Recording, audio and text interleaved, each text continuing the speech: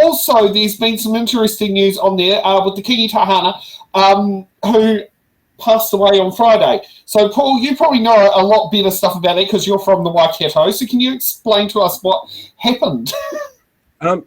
He died. Is pretty much what it was. Yeah, I know that part, but more the ins and outs of behind it, because, for some of us Wellingtonians that don't know. The Kīngitanga movement is unique in Aotearoa in that it is the only tribe that has a king as the head of their tribe.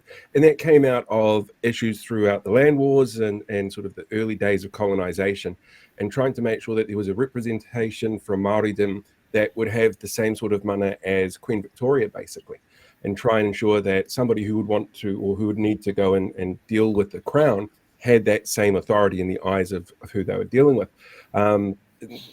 Tūheitia was a really interesting individual in that when he first got the job after his mother passed away, barely spoke a word of Te Reo Māori. He was not fluent in it at all.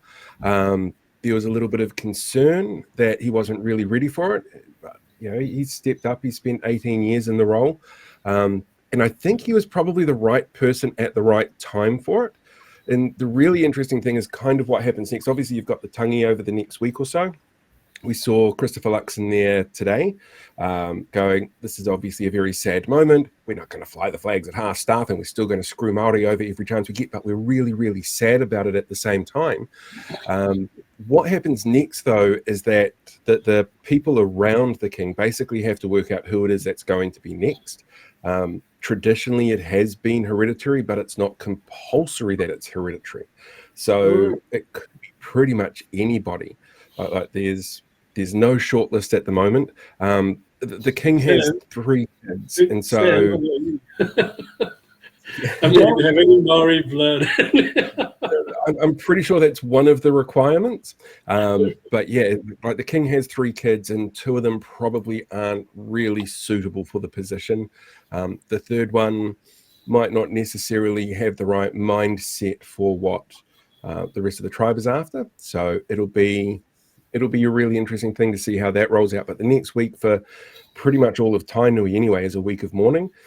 Lots of respect being paid by the other tribes around the country. I would not want to be going through Narua Wahia at the moment. There'd be no way you're getting through that town without a major traffic jam. Thank goodness the Waikato Expressway has opened since the last time they had a Māori royal died. Yeah.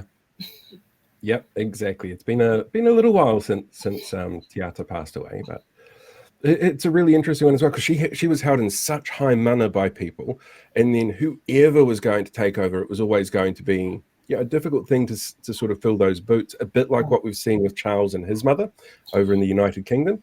So there's some interesting parallels there. But lots of people forget as well that Charles was at the coronation of Tūheitia. When he was Prince of Wales, he came over as a representative on behalf of the Queen for that. So there's a really interesting dynamic of a relationship already there at play. And Tūheitia's message has always been one of trying to bring people together and of unity and trying to help his people. So whoever it is that takes over, I really hope that they can step up into that.